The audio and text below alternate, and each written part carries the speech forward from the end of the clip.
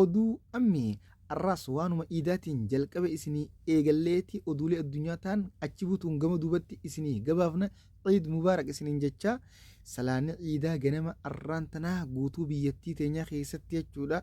salaatamee gaggeeffamee suuraadhaan yeroo miidiyaa irratti ibsamu diiyaasporaa Itiyoo guutuu ajab jechisiisuudhaan sabiitii tun biyyuma tamii biyyattii akkanatti muslimtoonni baay'een ba'ee dirree ciidaa guutuu biyyattii keessatti salaataa jiran jechisiisaa jira jechuudha. Maasha Allah, Allahu akbar. Anis biyyuma teenyaa kun agaraa biyyuma teessanii fi teenyaa jeetiin itti himee jira ammaas irra deebiidhaan itti himaa jechuudha. Dhugumatti jechuudha. Waan arkatan itti gammadanii alhamdulillah jechaa tan dhaban itti kadhatan guutuun biyyattii salaata ciida irraan tanaa jechuudha haala gaariidhaan humniti nageenyaatis jechuudha humniti tikaa nagee ummata muslimaa eeguudhaaf gama hundaan jechuudha socho'anii jechuudha eegumsa ajaa'ibaa godhanii fi ciida haala gaariin xumuranii jiranii maasha Allah alhamdulillah Allahu akbar kuni gammachuu aalama addunyaa guutuutti gaa inni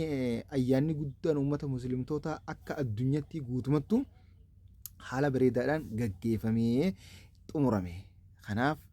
alhamdulillah jenna humnoota nageenya biyyattii arraan tana jechuudha haala gaariidhaan akka muslimtoonni jechuudha ciida isaanii kabajaan jechuudha rakkoon takka osoo as keessa sochoon akka as keessa mul'anne taasisuudha jechuudha taasisaa turan hedduu galatoonfanna rabbii gaditti jechuudha nama jechuudha tola namatti ooles nama ni galatoonfatan kana gara oduulee biratti isin yoo dabarsinu oduulama biyya keessaa dubartiin joonii jedhamtu tan gama tiktootanaan hordoftoota miliyoona takka tuqaa 8 qabdu diradhaa keessatti jechuudha haala hamaadhaan ummata sabaa sablammoota waliif buusuuf amantiidhaan waliif buusuudhaaf akkanatti jechuudha osoo xarragettu arraan tana to'annaa seeraa jala ooltee jirti manni murtii adabbii giyaalaachuu qabaaf namoonni biyya teenyaa kun waan nama ajaa'ibsiisaa keessaa yoo hordoftoota 100 takka arkate khalaas olii inni mootummaadha biyya bulchaati mootummaas ni jeequu barbaada ummata waliif buusee gartee miti waan hin taane shororkaa uumuu fedhaa jechuudha anaa biyya bulchaana harkaa waan jiru takka keessa qalbii keessa galfate kun ammoo hanqina isaaniiti agarsiisa dhiiraas ta'e dhalaa namoonni biyya teenyaa 100 takka hordoftoota arkannaan khalaas namni isaan qabuu danda'u hin jiru jechuudha hanga hidhaa keessa galanii kun waan bareedaadha poolisiin akkasitti to'annaa yeroo oolchuun hojii gaarii godha. Itti aansuudhaan ijaarsa hidhaa haaromsaa eegalchiisuuf waliigalteerraa kan hafe yeroo biliyeena takka kafallee jirraa jechuudhaan Dr. Abiyyiin afgaafii jechuudha itiif wajjin dhiyootan taasisee irratti jechuudha dubbatee jira. Dumangaa namoonni haariin amman tana gara chaanaalaa kanaa dhuftan mallattoon gurraatti tuquudhaan subscribe godhaa jira oduulee guyyaa guyyaan haaree jechuudha. Tan dhugaa qofa qabannee addunyaa tana guutuu keessa isin biraan ga'uu nu laallatti isin ammoo sheer gootanii facaasuun jechuudha isin laallatti oduun biyya keessaa qabanne kana fakkaata karaa oduu biyya alatti isin dabarsina mootummaan Turkii jechuudha Ordowaan maal jee du'aa'ii muslimtoota hajjii godhaniif akka jechuudha qeebalamtu niin hawwii kootii jechuudhaan kaayee akkasuma ergaa baga geessanii muslimtoota addunyaa irra jiru hundaaf erga dabarsaniin booda amantiin muslimaa amantiin islaamaa amantii nagayaatii fi tasgabbii fi amantii jaalalaa ummataa jechuudha tokkummaa addunyaa guutuuti jechuudhaan akkasitti kaayan maasha Allah leenci islaamaa akkanatti yeroo hunda jechuudha dhimma amantii isarratti kanatti jechuudha dhugaa jirtu lafa haayaa jechuudha. Itti aansuudhaan mootummaan Suuriyaa bulchiinsi ammaan tanaa jechuudha Ahmad Asharaha guyyaa arraan tanaa jechuudha iida ummata isaa keessatti masgida Damashqaa keessatti jechuudha ummata wajjiin salaatee jira ummanni haala gammachuun erga mootummaa jechuudha abbaa irree Bashar al-Assad jechuudha kufee arrumaan tana gammadee arraan tana jechuudha mootummaa gaarii harkanna jaanii wajjin haala bareedaadhaan iida godhanii jaalalaan jechuudha akkanatti irratti wajji wal fixuu ga'anii siin jee akkana laal ifaan bilisummaa gaafa namaa ifee biiftuun namaa baatee aduun akkasii gubbaan dhaabbattee ifte hawaasni guutuun akkasitti gammadaa jechuudha dhugumatti Suuriyaan alhamdulillaahi bilisummaa dhugaa harkattee qaroomina isii duraanitti akka deebitu ammaasiis hojii jirti jechuudha taaffii warri biyyoota lixaa keessa turan jechuudha baqannoodhaaf achi keessa baqatanii warra lixaa kana tajaajilaa turan achi keessatti ijaarama garaagaraa ijaaraa turan ogummaa isaaniitiin warra lixaa tajaajilaa turan guutuun isaanii gara biyyaa akka deebi'aa jiran isin gabaasaa turre biyya isaanii jechuudha ol kaasuudhaaf xiqqaa guddaan qabsaawaa jiran ammaan tana gammachuudhaan. Natti aansuudhaan gara oduulee gaddatti yoo isin deebifnu guyyaa arraan tanaa Israa'el haleellaa Gaazaa irratti raawwatteen daa'imman hedduu jechuudha uffata iidaatii wajjin shayidee taasiftee jechuudha. Shayidee ta'anii isaan rabbiin hiree shayidummaa galmeessuuf ijoollee xixiqqoo taphaa'uun qofin irratti haleellaa raawwachuudhaan namoota 42 jechuudha ajjeesuu BBC'n afaan Ingiliffaa jechuudha gabaafteeti jirti. Dhugattuu waan hedduu jechuudha namaas aarsuu namaas gaddisiisuudha. Akkasuma immoo waan jechuudha xiqqoo namaas gammachiisu qondaaltota jechuudha Israa'el 2 gurguddaa kan isaan Gaazaa keessatti uummata irratti dhukaasa banaa jechuudha ergatan jajjabduun jechuudha mujaahidoota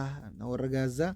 dhukkee irraa kaaftee biyyee nyaachiftee ajjeeftee jechuudha isaan lamaan difeensi foorsii Israa'eliitu gaddanu dhageeyame ja'anii gaddaan jechuudha maxxansaa jiran kun waan gaariidha. Natti aansuudhaan Tiraambii fi tujjaara addunyaa abbaa qabeenya addunyaa kan ta'e Eelan Mask gidduutti jechuudha lolli dhukaasa afaanii eegalee cimee itti fufeeti jira. Eelan Mask akka jeetti osoon jechuudha deeggarsa kiyyaan gargaarsa kiyyaan jechuudha filannoo si injifachiisu baadhee filannoo matanaa dandeessee injifattee gara aangoo hin dhuftuu jechuudhaan Tiraambii akka gaariitti jechuudha mataa keessa dho'ee an harka mirgaa ta'eetiifiin gartee miti gara aangoo kanatti filannoo injifatee akka karaa aangoo dhufu godhe jechuudhaan dubbatee akkasuma immoo Tiraambii gartee miti kontoraata wannaati wajjin waliigaltee duraan abbaa qabeenya tujjaara jechuudha addunyaa kanaa wajjin goone hainee jirraa kana haquun ammoo dinagdee keenya akka qusatu godhee jechuudhaan innis kaa'ee akka waan jechuudha tujjaarri addunyaa kun jechuudha qabeenya isaa jechuudha qabeenya Ameerikaa guutuu saamaa yerootti haala kanaan innis ibsee jira. Kun ammoo wal dhabdeen isaanii erga jechuudha taarifa chaayinarraa wanni Ameerikaa Tiraambii kaa'ee jechuudha inni akka jechuudha pirezidaantummaa yaanii waataawus keessaa jechuudha kan duraan waliin gaggeessaa jiran keessaa ba'eedha tujjaarri addunyaa kun ergasii wal dhabdeen isaanii keessoodhaan jechuudha mufannaadhaan adda fagaataniis dilana jechuudha walii bu'anii dhukaasa lola jecha afaanii walirratti banuu hin eegalle arrammoo dhukaasa lola afaanii jecha walirratti banaa jiranii jechuudha akka gaariitti waan walii godhanii fi kanaan dhukkee walirraa kaasaa jiran kun akka gaariitti wal dhabdeen isaanii immoo addunyaa daawwachiisaa ifii wal lolaniiti lola afaanii dhukaasa walirra banaa addunyaa daawwachiisaa jiran addunyaan dhaabbateetu walitti isaan eegaa jirti. Waaw gartee miti haa wal nyaattuu maaltu nu dhibee kun cuunfaa oduu guyyaa arran tanaati oduun irraa qaban kana fakkaata kan biraatti nan godhe deemutti sheer du'eetuudhaan facaasaa anka isiniif dho'isu oduu ammiiti oduulee guyyaa guyyaan haaree jechuun isin biraan geeya isin ammoo oduulee tana dhageeffachuudhaan irraa fayyadachuudha fayyadamtanii akkasuma akka gurra hawaasaa hunda gahu gartee miti sheer gootanii facaasuun isin laallatti ammoo mallattoo gurraatti harka mirga irtoon gartee namoonni haareen gama chaanala kanaa dhuftan tuquudhaan sabskiraayib godhaan nutti dabalamaa maatii keenya taadha isiniin jenna oduulee haaree akka isin bira geessutti ganaa liinkiidhaan tuqaa asin gessina jenne isinitti nuti isinit dubbachaa ollu isinilleen ifin rakkiftanii jechuudha dhiiroo oduun irraan tanaa maaltu jira isa qottanii jettan garuu oduulee guyyaa guyyaan dhageeffachuun isin fayyaddi. Warri oduu dhageeffachaa hin jirre kun akka ammaan tan agartan kanatti jechuudha addunyaa namni irra jiru irraa baanii jechuudha qaamaan irra jiran malee addunyaa biraa irratti jechuudha kutaa fi kutaa jaanii gartee miti akkanatti walirratti iideessaa jiran jechuudha iida wal godhaa jiran akka waan udiyyaaf wal qaluuf wal dhiyeessanitti hoolotuma jechuudha hedduu walitti qabanii gabaayaa fidanii jechuudha udiyyaa namni haa godhatu jechuudha gurguruuf dhiyeessanii. Kun bitamu dideeti gaafa qabajaanii wal dhodhoo gaafa haraa irraa murajee wal dhodhoo jirutti wal dhodho'aa jiranii jechuudha. Kuni wallaalummaa fi waan addunyaan itti jirtu wallaalurraayi waan addunyaan itti jirtu quba qabaachuu dhaburraayi addunyaa birarra jiran nama jechisiisaa jechuudha. Kanarraa waan addunyaan itti ooltuu guyyaa guyyaan akkas isin bira geessutti irraa dammaqxanitti isinis dammaqina addunyuma keessa irraa jechuu akka beektan isinii gabaabna waan biraati miti. Galatoomaan isiniin jaa sheer godhuun facaasaa. Salaamu alaikum warahmatullaahi wabarakaatuh.